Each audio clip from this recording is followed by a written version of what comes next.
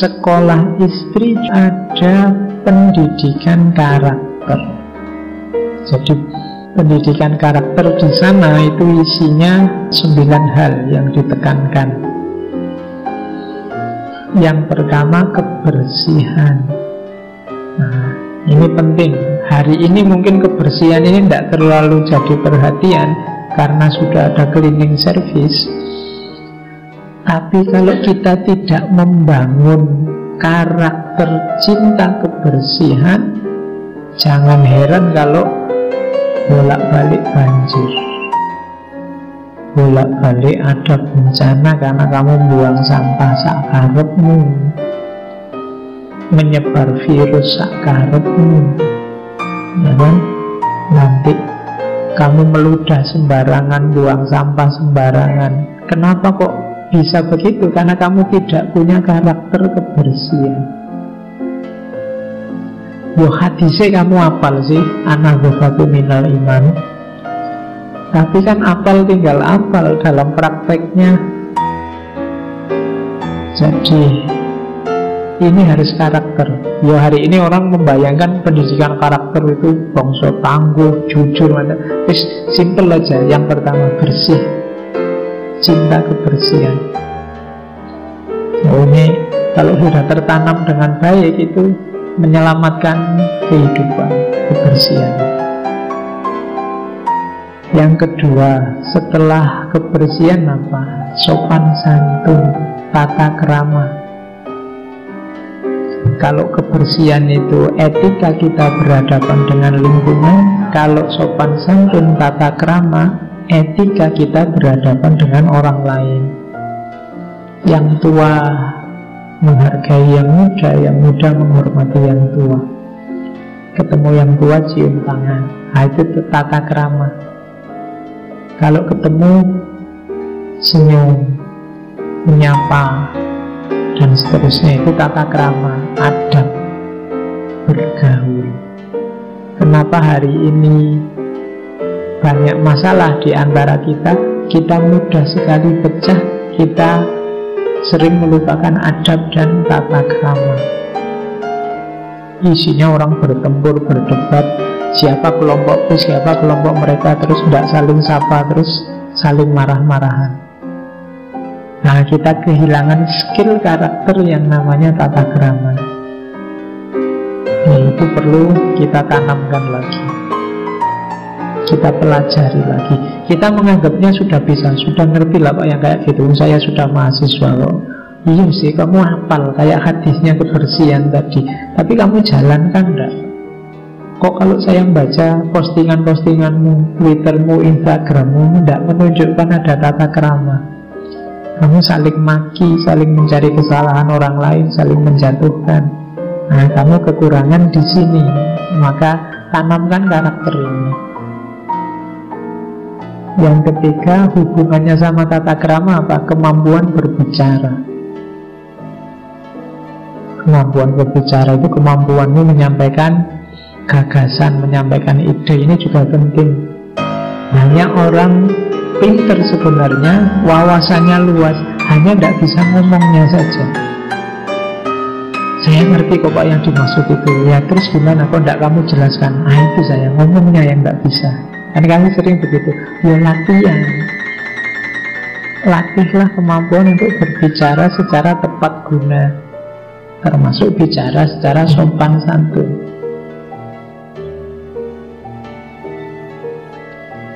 Terus disiplin.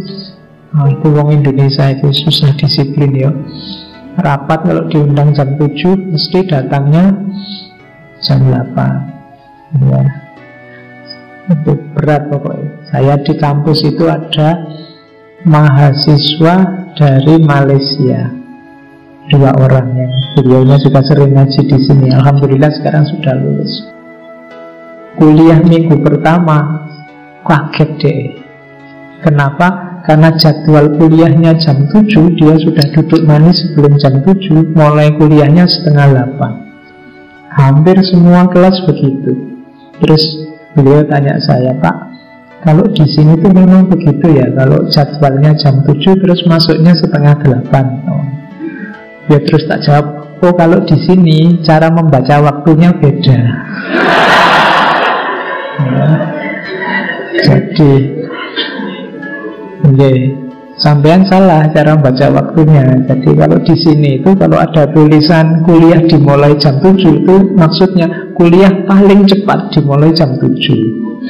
Nah nanti bisa lebih, tapi tidak mungkin kurang dari jam 7. Oke, ya itu mau alasanku biar dia tidak kaget.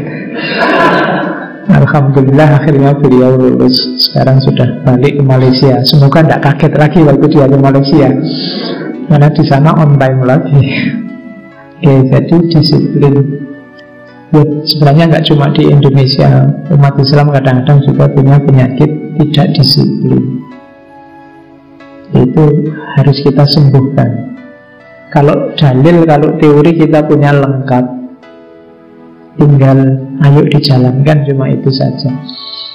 Kemudian patuh, taat. Jadi hidup ini ada rumus-rumus, ada aturan-aturan, ada kesepakatan-kesepakatan bersama. Butuh kemampuan untuk patuh. Ini unik ya, jangan salah. Patuh itu butuh skill. Orang Jawa menyebut perempuan itu wanita, terus diterjemahkan waniditoto. Terus banyak orang protes, wah berarti perempuan itu hanya objek. Sebentar dulu, kenapa skill ditoto itu juga butuh kemampuan yang tidak remeh. Kalau sekedar merentah-merentah, ngatur-ngatur gampang, tapi belajar untuk mau diperintah, mau diatur itu tidak gampang. Jadi berarti apa? Orang itu harus siap menata tapi juga siap ditata. Kalau dia hanya mau menata saja, dia akan jadi otoriter. Makanya perempuan itu, kalau orang Jawa disebutkan waniditoto. Makanya istilahnya wani. Wani itu berani. Tidak banyak orang yang berani ditata. Kalau sekedar nata, kalau sekedar punya ide diperjuangkan, lebih simpel. Tapi siap untuk diatur, siap untuk ditata, itu kita perlukan juga dalam kehidupan bersama ini. Kalau enggak ya kamu terus akarepmu dewe. Nah ini juga butuh jadi karakter. Terus gembira, itu juga harus jadi karakter. Jangan murung, jangan pesimis.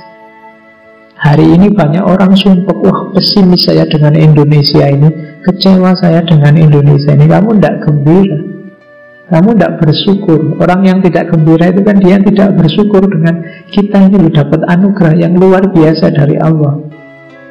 Iya Pak, tapi kita mengelolanya tidak karu-karuan, rusak. Saya sudah kecewa luar biasa. Iyalah, nanti kita pelan-pelan kita perbaiki, tapi bersyukurlah dulu.